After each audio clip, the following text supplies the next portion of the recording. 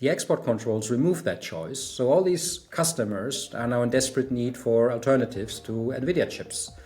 And this is what's providing the innovation ecosystem that's creating now fast innovation in high-end semiconductors in China, like the Ascend chips of Huawei and plenty of other stuff, but also thinking smarter about compute, for example, as the DeepSeek example has shown. So in the end, you could argue it's a dangerous proposition because you provide the other guy to become smart about the stuff that you are actually try to control.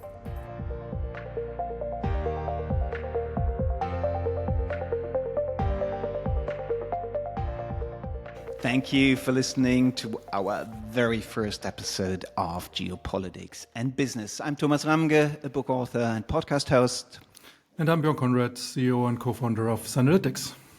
And joining in today will Ansgar Baums, a longtime friend of ours who has worked in senior positions of government relations in several global tech companies, such as SAP, Hewlett-Packard, and Zoom.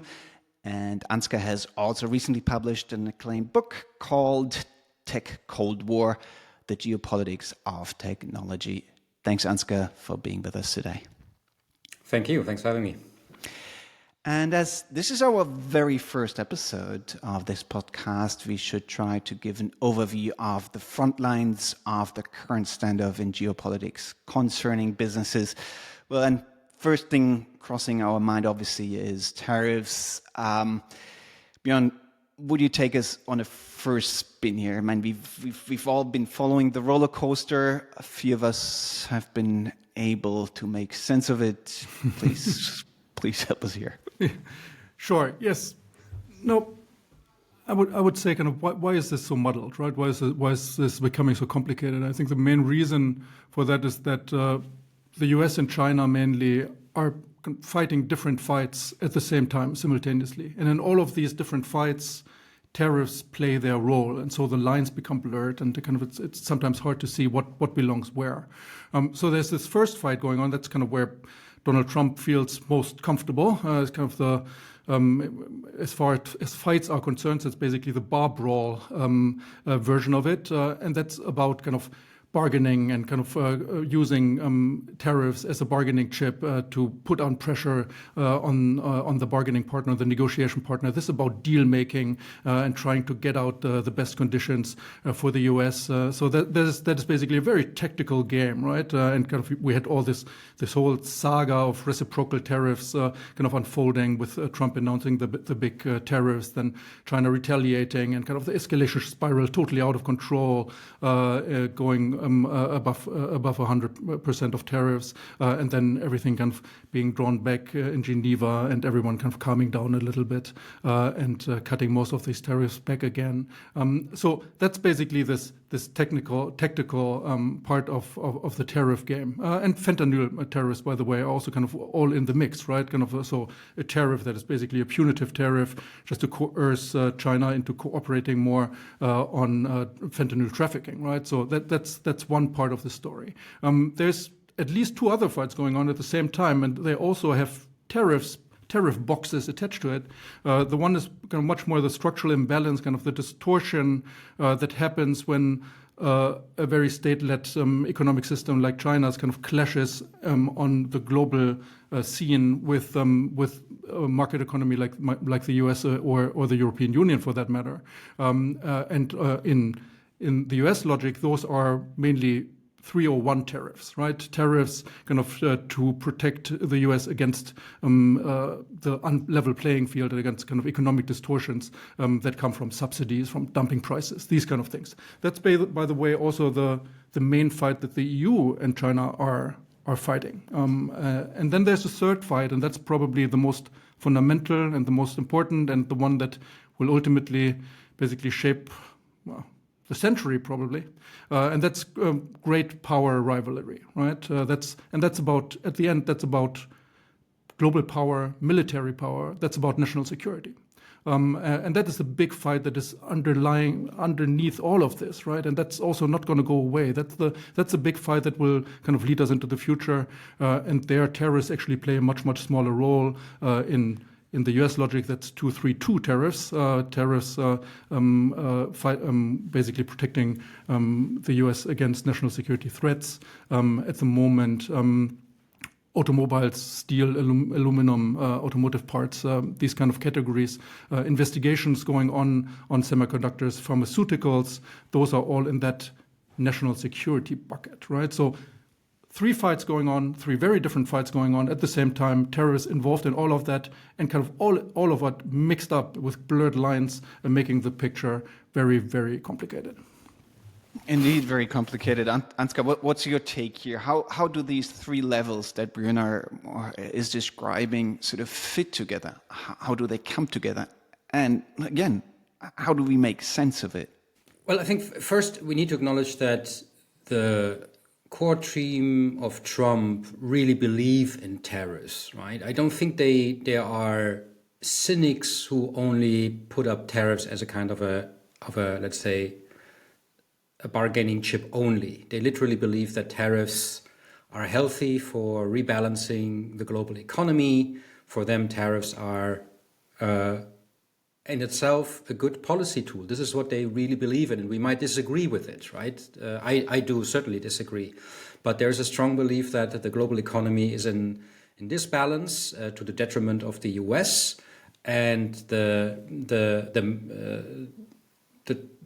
tool to rebalance it are tariffs. So that's important to understand. So all the arguments of that tariffs are a problem to the US economy, that they run detriment to the interests of the US, etc. This is an assumption simply not shared by the Trump team. I think that's something we really need to understand in order to anticipate where things are going next, right? And the trajectory is then a very different one, which means if the current tariffs or the current economic situation is bad, you might need to add more tariffs, right? So it's more of the solution, not less, that you try to prescribe, even if every trained economist looks at this in horror. That's number one. But maybe taking a step back, I think what's important to acknowledge is that in the end, this is one of the 2 major developments that I see that are ending an era.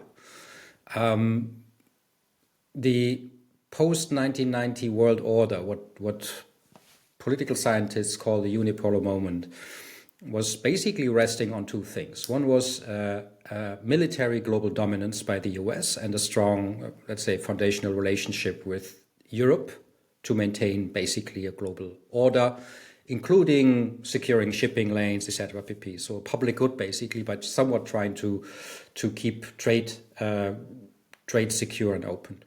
The second one was this commitment to free trade. So the US was the ultimate enforcer of a global free trade order, big investments in all the institutions, WTO, etc. pp. That were built, the GATT negotiation rounds. If you still, if someone can remember that there was a time when we actually tried to have more free trade globally, right?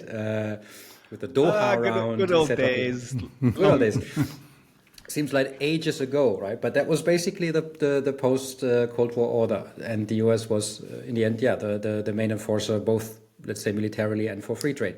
And both clearly are coming to an end, right? So in the end, I think it's already visible that other countries are now acting differently simply because they do not calculate that the US will finally step in and take a hard stance on free trade.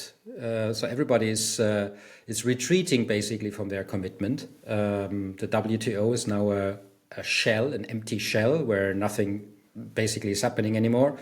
If there are trade talks, they're completely regionalized or bilateral. So I think it's more than just a tactical, let's say, Trumpist opening move. What we see here, it's a long-term trend. Right? Yeah.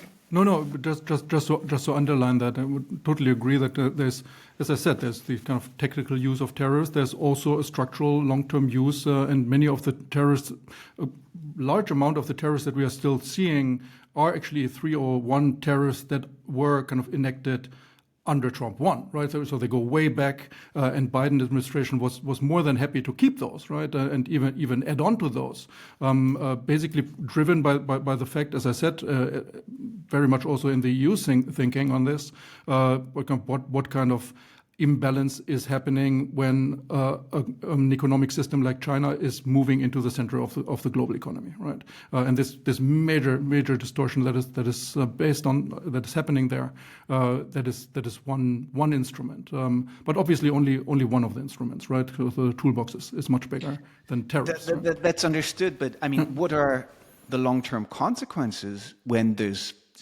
dust of this turmoil and of this actual current aggressive tactical game, as you, Björn, had called it, will settle? I mean, what does it mean long-term for Europe and also for the US and China then? Right. No, perhaps, and that goes back to kind of this thought that tariffs is just one. It's like sometimes even only a surface layer of what is going on, and we obviously have to move. At some point, have to move into talking about technology export controls or export controls as a spectrum of instruments being used by both sides, because export controls are obviously much more kind of the representatives of kind of this long-term, very fundamental, extremely structural, far and deep-reaching shift and change. And they are basically terrorists play, as I said, terrorists play only a medium role in all this kind of national security-driven thinking of great power rivalry.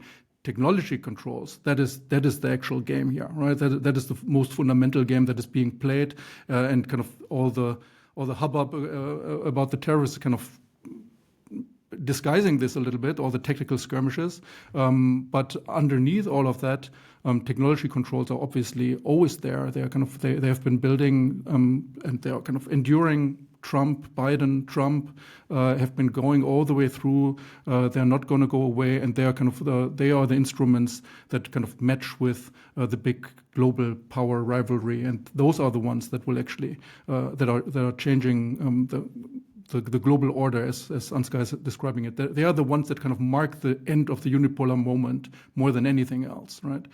Before we get deeper into it, would you give us the story in the nutshell, where they come from, what they concern, what's the status quo, and where export controls are heading now? Try to give it as a short explainer in 1 or 2 minutes for everyone who's not as deep in the matter as the two of you are. Sure. So, yeah, I mean, as Björn mentioned rightly, tariffs are a very, let's say, classical tool of economic statecraft. And it's important, it has impact, but probably the more long-term, the more important development that we've seen over the last 10, 15 years is an attempt to shape tech value chains to achieve geopolitical goals. And that's a different game. Tariffs have some impact on the global value chain, of course, because you have to then probably, shift your locations according to these tariffs, but they're a rather blunt tool. And what we've seen over the last years is that governments, in particular the US government, is more and more focusing on the question, what else can we do in order to make sure that we control the dissemination of technologies around the globe? And that's very different from the tariff proposition. This is about, we want to restrict access to technologies to our geopolitical rivals. And therefore, we're going to look at all these tech value chains that are, for critical tech, and we will decide and try to find so-called choke points that we can leverage, that parts of technologies that we control in the value chain, and we will restrict access to them. And that's something, actually, the idea of controlling the flow of technologies around the globe, that's a very old idea. That goes back to ancient history, right? The Assyrians did that. They tried to control the dissemination of their chariot technology. The Carolingians did it. They tried to control the access to latest sword technology, whatever. So that's a constant feature of statecraft, actually, as long as governments exist.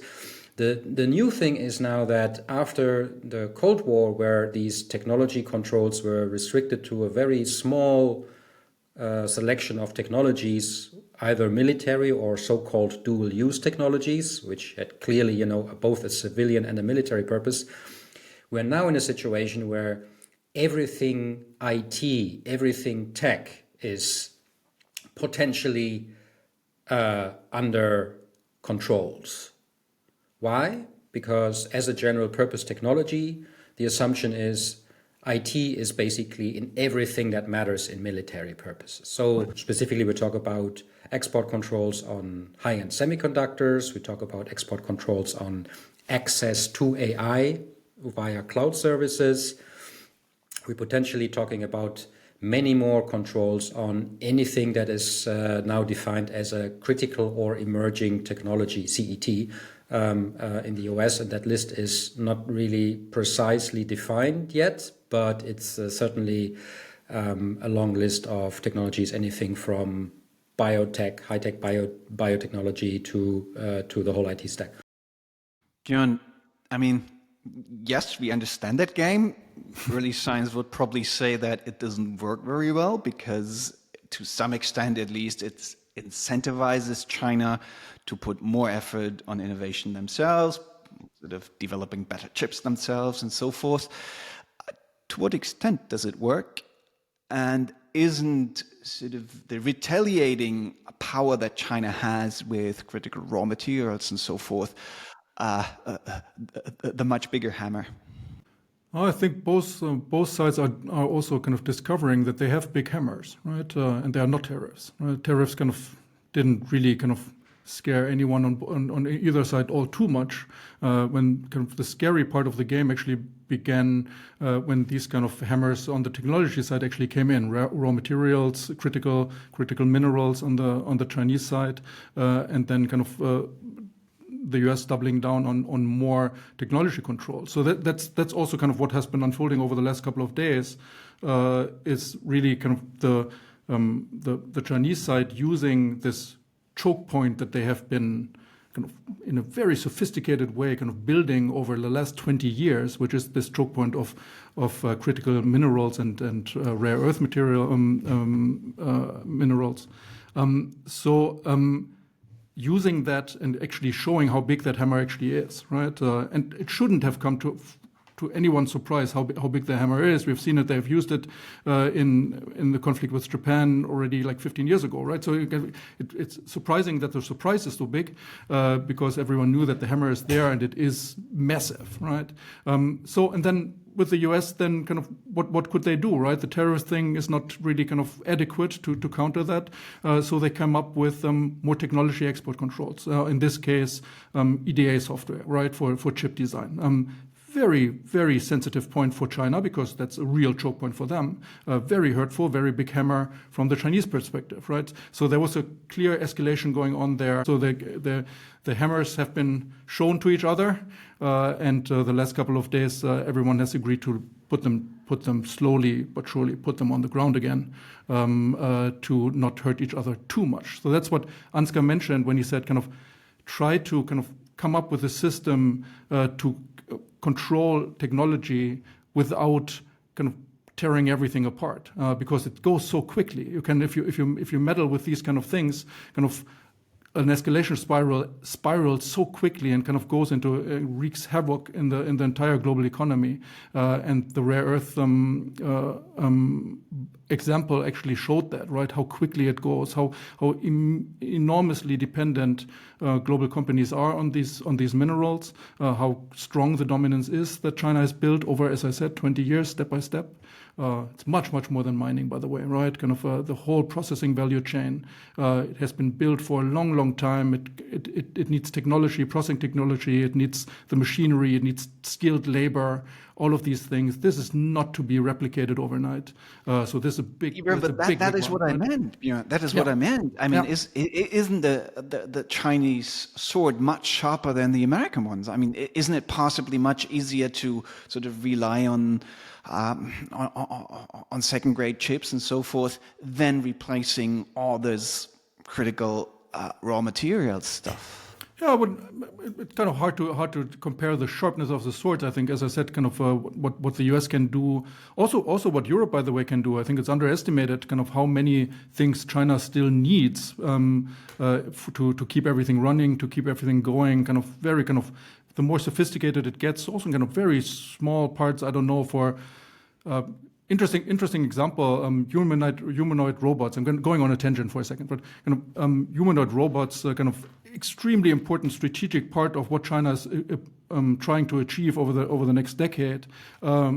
And obviously, they're very, very strong manufacturing, kind of very strong companies, kind of building very advanced humanoid robots. But they are reliant on certain manufacturing technologies, very precise, very kind of sophisticated manufacturing technologies, where still European companies, US companies are totally dominant, right? So there are choke points that are not kind of as clearly visible and easily visible as rare earths, but there are choke points also on the other side. So the dependence, the overall dependence of both sides with each other is, I think, sometimes underestimated, right? And it comes out when any of these technologies is being restricted, right?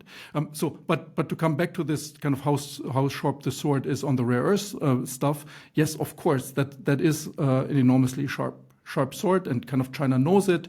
China knows that it doesn't have a whole lot of choke points that it can use, but it has cultivated this one critical one to perfection, right? And has done so very strategically over a very long period of time. So China is going into this extremely well prepared because they know they have this one hammer they have, right?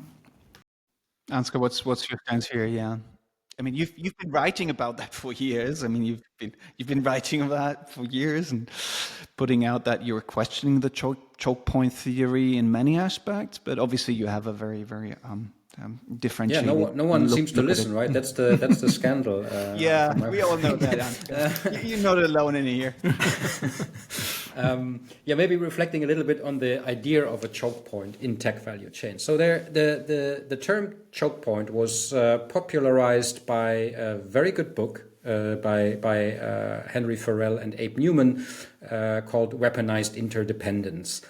This book is dealing basically with infrastructures, digital infrastructures and beyond, communications infrastructures, finance infrastructures. And they introduced this idea that, once these global networks, finance, communications were established, they provided advantages for the US, who dominated these networks and could weaponize them. And that's where they introduced the idea of choke points. Then at some point, this idea of choke points was applied to tech value chains. That was done by a couple of people at Georgetown University, and it somewhat got translated into policy papers. Eric Schmidt's commission, he was chair of a commission on AI and future tech, and at some point, the idea appeared that, hey, within the value chain of semiconductors, there are choke points like the NVIDIA chips or the ASML lithography machines, etc. pp. And this is when it became really a different kind of concept. This was about value chains, not about infrastructures. And here I fundamentally disagree with those who put forward the idea of choke points, because I think choke points and value chains do not really exist as a stable entity. Tech value chains are always fluid. And as you already alluded to, Thomas, the thing is, once you try to weaponize them, you set incentives for circumvention and innovation. And that's a completely different proposition. So you do one export control or one choke point weaponization. And of course, technology value chains are changing immediately. And, you have to then put up another control. And the whole thing it's a messy process by design. And what are the problems? First, for companies, it's a nightmare because there are no stable rules anymore, right? If the process is whack-a-mole by design, you will have messiness by design. Means for corporations, it's extremely complicated to do so. You need to invest a lot in lobbyists, market intelligence, all the kind of stuff, analysis. Secondly, these choke points will set innovation incentives for innovation. So if you put controls on high-end semiconductors, sure, what's going to happen in China is focus on innovation in semiconductors to become less dependent. So in the end, I'm always saying like innovation is a response to a need, and you create artificial needs by restricting access to certain parts of technologies. Right? And in a sense, and Björn can probably talk more about this than I am, we basically gave China what they lacked before. If you look at high-end semiconductors, all Chinese big companies, Alibaba, Tencent, BYD, whatever, they were completely happy customers buying NVIDIA chips, right? Because they had the choice. Now, the export controls removed that choice. So all these customers are now in desperate need for alternatives to NVIDIA chips. And this is what's providing the innovation ecosystem that's creating now fast innovation in high-end semiconductors in China, like the Ascend chips of Huawei and plenty of other stuff, but also thinking smarter about compute, for example, as the DeepSeek example has shown. So in the end, you could argue it's a dangerous proposition because you provide the other guy to become smart about the stuff that you're actually try to control. And so these are two fundamental problems of the choke point theory. And the third one, often completely underestimated, is more about the how-to. In order to identify choke points and to play that game, you need a lot of market intelligence and knowledge about value chains. And governments are not really good in building up that knowledge. Even the US, I mean, we have some deep insights actually on how this thing is playing on the ground with institutions involved like the Bureau for Industry and Security, BIS, and others, massively expanding over the last years and still struggling with trying to make sense of it. And honestly, I think there are very few people in the world who really understand semiconductor value chains and where semiconductor innovation is going in the next 5 years. And these guys are not working for governments. They are highly paid, and it's just very difficult to build the talent and to actually get a handle on the whole exercise. If you as a government try to engage in that kind of exercise, you are from the start constrained with a lack of resources, talent, and market insights. And that will, it's a serious problem. And it's kind of funny that the US is trying to do both, shrinking government, and is now deeply involved in that messing around with markets. It's something that, you cannot do both. This is a big government exercise that we're talking about. It's not a small government exercise. And for some reason, the penny hasn't dropped in the US that this is a contradiction. No, and perhaps I can, well, first of all, I do agree with quite a bit of what Ansgar just said, but would at least kind of add one additional point to that. Certainly agree with the effect that he has been describing in terms of what technology export controls did within the Chinese system to catalyze innovation and to kind of to unify kind of efforts and kind of intensify efforts from the government side as well as from the company side, kind of also kind of having a certain streamlining effect on the goals that China is pursuing on this. So yes, I would definitely agree with the fact it has sped up innovation. It's kind of what we have seen in incredible speed of kind of finding new solutions, finding circumvention of the things that China is missing because they cannot import it anymore from the US. All of that with this incredible speed and kind of, I think, also a depth that has surprised many. I think that would not have been thinkable in that form without the trigger of US export controls. That said, I would also kind of make the point that all of that, at least where China is concerned, all of that would have happened probably much, much slower, but it would have happened in any case. So the self-sufficiency goals and agenda of China kind of reaches so far back, kind of predates even any sort of technology export control thinking on the US side.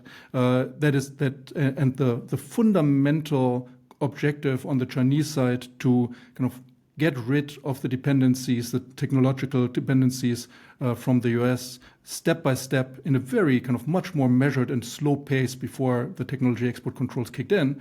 But kind of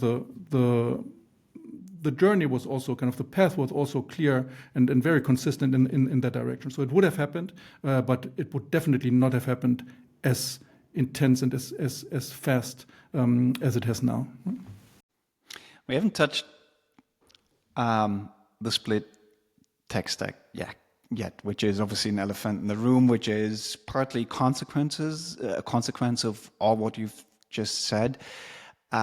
What's the status quo right here? How split is the tech stack? Everybody is talking about bifurcation or even splintering in several spheres. How far has this development already gone, Ansgar? So the observation that the IT stack is splitting is now, let's say, a couple of years old, right? And interestingly, we see on the different layers of the IT stack very different progress, so to say. So if you start at the top of the IT stack, that's the part that the consumer usually sees, applications, cloud services, the IT stack split is almost complete. So if you go to China and try a mobile phone from your friend or acquaintance there and look at the home screen, you will not recognize a single app, right? It's simply a completely different app universe. We still have a couple of leftovers of Chinese apps in the West, and these are the most controversial ones, right? Think TikTok, Temu, Shein, etc. But other than that, it's almost a complete split. On the cloud layer as well, if you operate IT as a global company, for example, in China, you will certainly use Chinese cloud instead of the US equivalent. If you then go levels deeper, you find that progress is less advanced, simply because the cost envelope of actually splitting the IT stack, of establishing alternatives, is quite expensive. So on the most fundamental level, if you look at compute architecture, you see plenty of companies that are producing and designing chips in China, with companies like SMIC or Huawei being at the leading edge. However, the chips are usually based still on the architectures invented decades ago by US companies, right? Be it the ARM chip, or British company's ARM chip, or the x86 architecture, that's basically the foundation for any kind of device that you have in your hands, be it a PC or be it a mobile phone. Let's kick it one level above, Björn. I mean, we've now described the situation of a world with export controls and tariff turmoil and choke points and companies that have to operate under uncertainties to much bigger extent than before. What should European companies do? And possibly let's start with data and IT infrastructure in that new world of new geopolitical risk, Right. impact in business, basically at any crossroad. No, I think there's several things that are happening, and also that companies kind of are doing. I think one of the most fundamental thing is really increase the analytical capacity to find out what these geopolitical tools are going to be, not today, but kind of in a couple of months from now, in a couple of years from now, and kind of surrounding all this uncertainty around what governments are going to be doing, mainly in Washington and in Beijing, to some degree in Brussels. So kind of getting a better grip on kind of what's happening there and what is to be expected is, I think, something that all globally operating companies are trying to kind of really level up on at the moment and get better insights on. And I think these kind of closing the circle to the beginning, kind of distinguishing between kind of what fight are we actually in at the moment, what fight do these different tariffs actually belong to, is a big part of that, right? Because of the likelihood of it going away really fast is totally different if you talk about kind of a bargaining game that is kind of shifting every day, and it's kind of it's a tit for tat and can change every day. And if you compare that to kind of very fundamental geopolitical tools that are kind of reshaping the world order, then that's not going to go away as fast, right? So kind of these kind of fundamental things that companies are doing.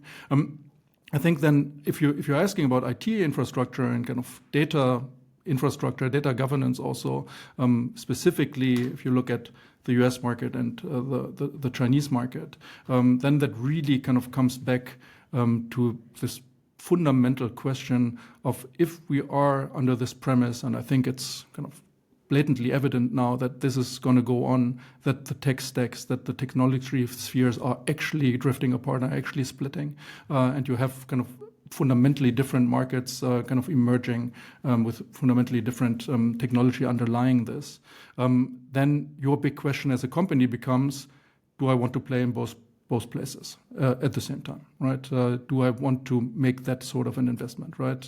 And for IT infrastructure, kind of it shows immediately. That's kind of one of the first things that are where you may have to make these decisions, right? Ansgar already alluded to cloud services, for example, right? What do you do? Do you want to kind of stay in this Chinese sphere, technology sphere, which, by the way, kind of we can talk about it later, might not kind of the delineation line might not be around China, might be much bigger. The sphere might be much bigger than only China, ultimately. So you have to make this decision as a company. It's obviously a very, very costly decision. So and I do think that's a calculation that every company needs to do at this moment in time, right? And really kind of have to calculate what does it give me in terms of benefits. How much do I gain by staying in both technology spheres at the same time, and how much will it cost me, right? And I think there's a large spectrum of companies that kind of will fall into kind of where this whole calculation comes out negative or positive, right? I think there's there's examples for both companies where this makes total sense at the end because the benefit the reward is just that large, and there's other companies where that actually makes no sense at all, and they should actually kind of just decide one for one of the spheres, right? So that's kind of more the big picture strategic view on IT architecture and data architecture in a world where we assume a fairly split technology stack. Ansgar, what would be the strategic view on supply chains? So the topic that is most pressing for many European companies. I mean, the political answer always is, just de-risk. Easily said, hard to do.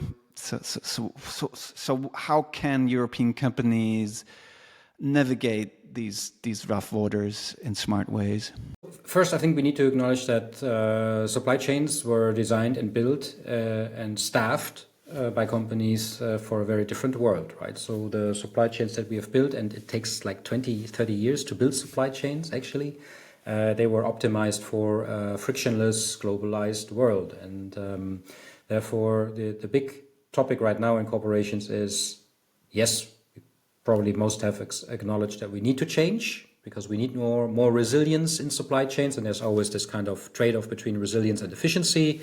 Means higher cost envelope, means we need to invest more again in rethinking design supply chains from ground up. That's all accepted, but the big problem is, of course, how are we actually going to do that? And here we have a big problem because the political idea of this kind of, hey, you need to de-risk or decouple, whatever, is a very high-level view on things, which doesn't mean much to corporations who are, cash-strapped, need to be very efficient with regard to these investments. And, the question is literally, how do you get most resilience for your money?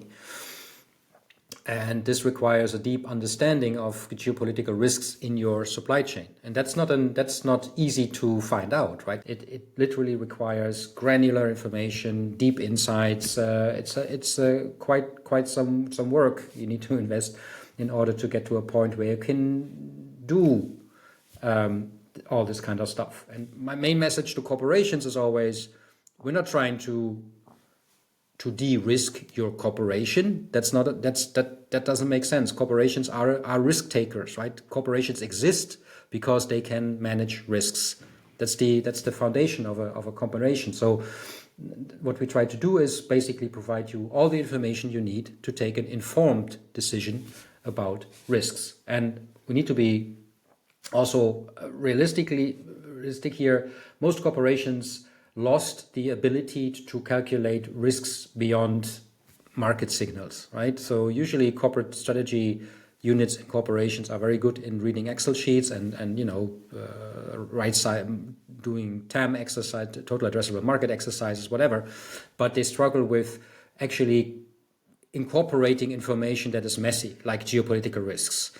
So we are seeing how that corporations are struggling with this kind of building what we call the geopolitical muscle in order to be able to factor in the messiness of geopolitical risks into their otherwise very tidy, quantifiable, numbers crunching processes. It requires investments, but it's also, you learn a lot about your supply chain, and the whole exercise is also very competitive. So if the next export control hits you, the market will benchmark you against your competitor. So if you are worse in mitigating impact of an export control, the markets will recognize and they will give you a signal that your risk mitigation efforts weren't good enough, right? So this is something I can tell you from when I was working for corporations, our main concern was the direct competitor. Ansgar, you were introducing that nice metaphor of the geopolitical muscle. To wrap it up, Björn, what are the 3 best practices, exercises to train this geopolitical muscle? Well, I think the one thing I already mentioned, right? That's kind of really the kind of leveling up your capacity, your analytical capacity to understand the geopolitical instruments that are at play, right? I think the second part, and that perhaps even more important, and that's also what Ansgar was just talking about, you have to understand how the geopolitical activity, wherever it comes from, affects you at a very granular basis, right? So that means that you cannot just say, okay, tariffs are going up, that's bad for us. That doesn't give you any kind of, that's nice to know, but it doesn't give you any kind of basis for decision making, right? What you have to know is if there is a certain geopolitical intervention, a certain sanction, for example, on a particular company, where in your supply chain, deep in your supply chain, which parts are actually affected by this? This is the know yourself part of the whole story, right? You have to know your own internal value chain and supply chain at a very, very deep level, much deeper than was necessary before. And that's also why many corporations don't have that sort of information. It was kind of never relevant in past decades, right? Now it becomes relevant to have an enormously deep knowledge about yourself, about your own supply chain. And if you don't have that, kind of no way that you can manage the risks, because you can never make that calculation, that risk calculation. What does it really mean? What is the real impact? And kind of how much should I spend for mitigating that risk, right? And if you don't have those parameters, it's a very simple calculation with very, very difficult variables to obtain, right? So the calculation is easy, kind of how much is the risk, how much is the impact if something happens, what is the likelihood that it happens, and that against kind of what does it cost to mitigate, right? Sounds like a lot of homework. Last question to the two of you, and please surprise me, tell me something I don't already know. What is the most overlooked aspect in this whole arena of geopolitics and business? Something we don't know.